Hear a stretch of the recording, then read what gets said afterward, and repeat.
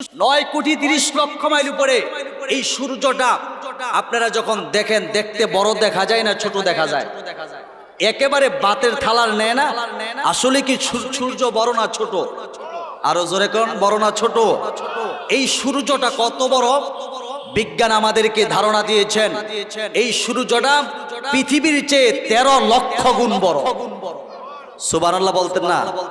অর্থাৎ এই পৃথিবীর সমান যদি আরো 13 লক্ষ পৃথিবী একসাথে জোড়া লাগায় দেওয়ার পর যত বড় হবে তত বড় সূর্য।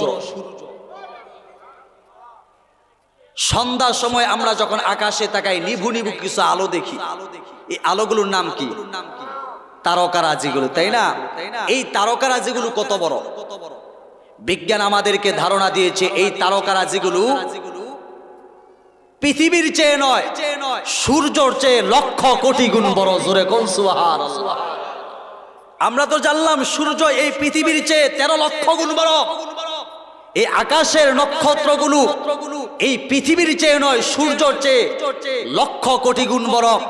ও মুসলমান, কোন কারিগর এত সুন্দর করে সৃষ্টি করেছেন?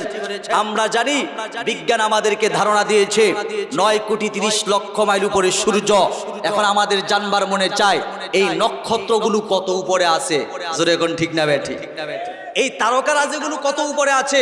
আমরা যে সূর্যের দূরত্ব জানলাম 9,30,00,000 মাইল উপরে, এই তারকারাজিগুলো কত উপরে আছে জানা দরকার আছে না নাই? বিজ্ঞান বলে এই ব্যাপারে আমি কোনো ধারণা দিতে পারবো না। তারা চুপচাপ, তবে অনেক গবেষণা করার পরে একটা তারার সন্ধান দিয়েছে, যে তারাটির নাম হলো প্রক্সিমা সেন্টারাই। এই প্রক্সিমা সেন্টারাই পৃথিবীর সবচেয়ে কাছে, সবচেয়ে নিকটে, সবচেয়ে কাছে, সবচেয়ে নিকটে যেই তারা প্রক্সিমা সেন্টারাই। এই প্রক্সিমা সেন্টার সম্পর্কে আমাদেরকে ধারণা দিয়েছে মুসলমান এই পৃথিবীর চেয়ে 25 লক্ষ কোটি মাইল উপরে। জোরে কোন সুবহানাল্লাহ। 25 লক্ষ না, শুধু 25 কোটিও না, 25 লক্ষ কোটি মাইল উপরে প্রক্সিমা সেন্টারাই। তো এখন আমাদের জানবার মনে চাই উপরের তারাগুলো কত উপরে আছে। আমরা তো শুধু প্রক্সিমা সেন্টারাই, যেই তারা এক পৃথিবীর সবচেয়ে কাছে, সবচেয়ে নিকটে, এই তারার সম্পর্কে আমরা ধারণা নিয়েছি। উপরে তারাগুলো কত উপরে আছে জানা দরকার আছে না নাই? বিজ্ঞান বলে এই ব্যাপারে আমরা কোনো কথা বলতে পারবো না। চুপচাপ আমরা একটা কিতাব পড়েছি, তাফসির রুহুল বায়ান।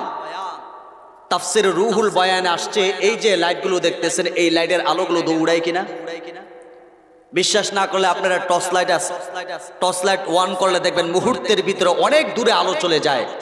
এত দ্রুত ওই জায়গায় আলোটা কিভাবে দৌড় গেল? তাহলে বুঝা গেল আলো দৌড়ায় কিনা। কথা বুঝে না, কথা বুঝে নাই, আলো দৌড়াইলো কিনা? মুসলমান, বিজ্ঞান আমাদেরকে ধারণা দিয়েছে এই আলোগুলো প্রতি সেকেন্ডে 1,86,000 মাইল বেগে দৌড়ায়। 1,86,000 মাইল বেগে আল্লাহ রাব্বুল আলামিন অসংখ্য অগণিত তারকারাজি দিয়ে আকাশটা সাজিয়েছেন। কত হাজার বছর আগে এই তারাগুলো সাজিয়েছেন, কত হাজার বছর আগে এই তারাগুলো সৃষ্টি করেছেন। আল্লাহ ছাড়া পৃথিবীর কোনো মানুষ জানে না। যেদিন থেকে ওই তারকারাজিগুলো সৃষ্টি করেছেন, ওই দিন থেকে ওই তারকারাজিগুলো তার নিজ নিজ আলো জমিনে ছেড়ে দিয়েছেন। আজও আলোগুলো দৌড়াচ্ছে প্রতি সেকেন্ডে 1,86,000 মাইল বেগে দৌড়াচ্ছে, আজও দৌড়াচ্ছে। আশ্চর্য হবেন, এখনো পর্যন্ত একটা তারার আলো জমিনে এসে পৌঁছায় না। সুবহানাল্লাহ কইতেন না? সুবহানাল্লাহ কইতেন না? একটা তারার আলো জমিনে এসে পৌঁছায় নাই। কি মনে করছেন আমার আল্লাহ রে? কি মনে করছেন? ও মুসলমান, কত চমৎকার ভাবে আল্লাহ রাব্বুল আলামিন এই আকাশটা সাজিয়েছেন। বিজ্ঞান তো বলে যে আকাশ বলতে কিছু নাই, এমনিই নাকি আকাশ হয়েছে। আচ্ছা বলেন, আকাশ কি এমনি হয়েছে নাকি একজন কারিগর আছে? তিনি কে? আরো জোরে কোন।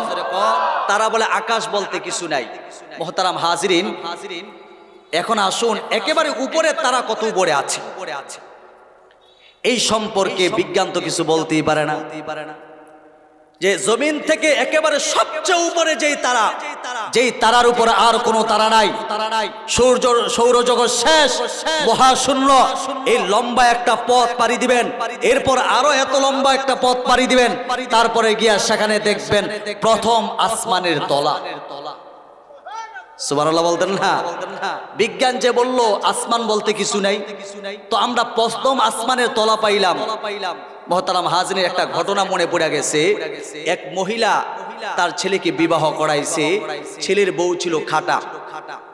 এখন শাশুড়ি বলতেছে, বৌমা আমি রান্না বসাইছি, পাশেই পুকুর থেকে পানি নিয়ে আসো, 5 মিনিট লাগবে। বৌমা গেছে, হঠাৎ গলার চেনটা ছিঁড়ে ওই কলসির ভিতরে পড়ে গেছে।